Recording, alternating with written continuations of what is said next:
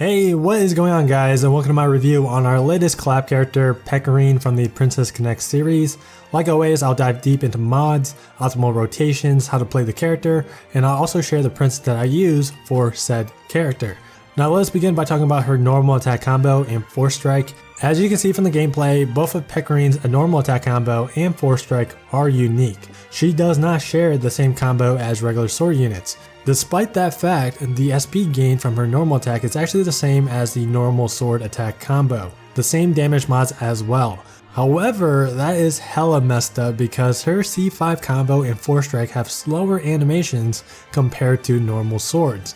It's only slower by like a fraction of a second, but nonetheless is still slower. If you have ever used Pecorine before, you would notice that a lot of her attacks have end lag. Forcestrike has end lag, and so does her C5. So the question is, what is her optimal combo? Well, if you follow my Twitter, I posted a clip comparing C5 with C3 Forcestrike, and C3 Forcestrike comes out ahead in SP gains. It's extremely close, but C3 Forcestrike will come out ahead by just a fraction of a second, so that's the way to go. Now here's something you guys have to understand when playing as a sword. Even if C3 Forcestrike and C5 had the exact same SP gains, you always want to do the one that will give you the most mobility. The reason is because mobility for swords come from their Forcestrike. Forcestrike deals damage obviously. It's a lot better to Forcestrike for mobility than to roll because it indirectly increases your DPS. Instead of having to do C5 then roll to reposition, why not just C3 Forcestrike and have the Forcestrike reposition your character while hitting the target at the same time? It's a very easy concept to understand. Now something else unique to Pecorine is her full gauge at the top left of the screen. Using skill 2 will fill the gauge by 50%, so you will have to use skill 2 twice in order to fill it up. Skill 2 increases her defense by 15% for 15 seconds, and self heals for 40% recovering potency. Skill 2 is also essentially a self strength buff because of her ability 3. Ability 3 says the user's strength is increased by 20% for 10 seconds when Pecorine's HP is restored. Something interesting to note is that the effect in her skill 2 comes at the end of her animation. It's not like most buffs where the buffs activate at the beginning of the animation. That's really important to know because it means that she cannot purposely get hit to cancel the animation and also receive gauge. For example, in Mikuro Gauntlet, if you activate skill 2 and get it cancelled by Roy's purple AoE, you will not receive any gauge. Long animations and getting them cancelled can be a common occurrence when you use Pecorine because her skill 1 is kind of like that too. Now her base S1 is 2800 SP and has damage mods of 1785% and reduces shadow damage by 10% for 10 seconds. When Pecorine came out, I remember people were saying that her base S1 had crazy mods. I disagree. I think 2800 SP for about 1800% is just average considering a few things. First, 2800 SP for Swords S1 is actually on the higher side. Second, if you compare this SP cost to damage ratio with some other sword units, Pecorine's base S1 mods look less and less impressive. For example, Naveed's S1 is 2590 SP and has base mods of 1808%, and it can go up to 3488 when diamonds are maxed out. Xander's skill 1 is about 2700 SP and has mods of 1700% without buffs included, so obviously his will be way more than just 1700%. Then we have Juden, who has a skill 1 that is 2376 SP that deals around 1650%. And to put icing on the cake, aside from Naveed, all of those other skill 1s have faster animations, and those normal sword characters gain SP faster than Pecorine.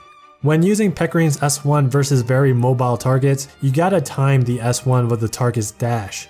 If you do it right, then Pecorine will just dash to the target, sort of like Albert's skill 1, so there is no worries on the S1 missing because it's homing. Now her enhanced S1 on the other hand is absolutely bonkers.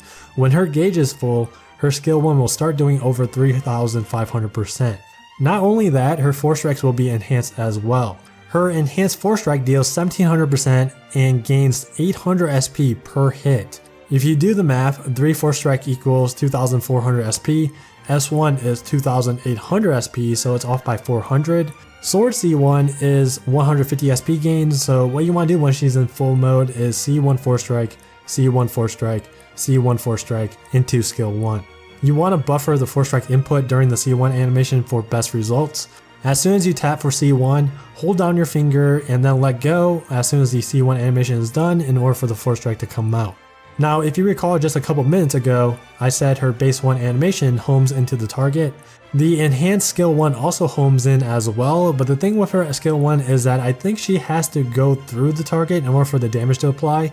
Meaning, if a target dashes away across the map and you use her enhanced skill 1, Pecorine will jump to the target but the damage will miss.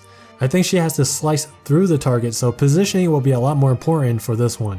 Some other additional information regarding her full gauge is that it lasts for 20 seconds. The gauge depletion will also freeze when Pecorine is performing a skill and when she is in dragon form. That last note is going to be very important to know. And last but not least, her resistance type is cursed, by the way, which is kind of like whatever. So how do you play Pecorine? It's quite simple. She C3 Forcestrikes for mobility and optimal SP gains. You completely skip base skill 1. Just focus on trying to fill her full gauge. Basically, gain SP until she can use skill 2 twice. When she's in full mode, her optimal combo is C1 Forcestrike 3 times into S1. That's basically it. There is absolutely no point in using base skill 1. All of Pecorine's damage will come from her full mode. Why would you ever delay it, considering the fact that all of her skills have super long animations, even her normal attack combo and force strikes are slow as well, and her enhanced force strike basically deals the same damage as base skill 1. Skip base skill 1 entirely, there is no point in using it. And here is how I build Pecorine. I run the Shiny Overlord, Spear of the Seasons, and Lurker in the Woods in the 5-star slots. That's skill damage, Paralyzed Punisher, and Force Strike plus 50%. You can also use Stellar Show instead if you do not have Lurker in the Woods. For the 4-star slots, I use Strength Double Buff. You can run Sisters of the Anvil or First Rate Hospitality for that. The last slot is kind of flexible. In most cases, I would run his Clever Brother with Xander or Karina skill share. For solo content that has a very fast clear rate, I would go with Broken Punisher instead. Best dragon for her is going to be Thor, but other offense-based dragons will work as well if you do not have Thor. You know, Pandora, Cupid, and etc. If you end up using Juden as your dragon, you better make sure that you use combo extender chain or else skill 2 will drop combo. For my backline, I use Grace, Peony, and Blade collab. Again, if you're using Juden, then you have to replace either Grace or Blade collab with combo extender chain, which is either from Mitsuhide or Fritz. And that's going to wrap things up for my Pecorine review. She's a really strong light character, one of the best in terms of personal DPS and light actually. She's definitely worth summoning right now despite her being a permanent collab character since she's focused right now, but it depends how much you value in saving up for the New Year's and Christmas units. Anyways, subscribe for more informational videos. As always, I want to thank you so much for watching. Take care, and I'll see you guys in the next video.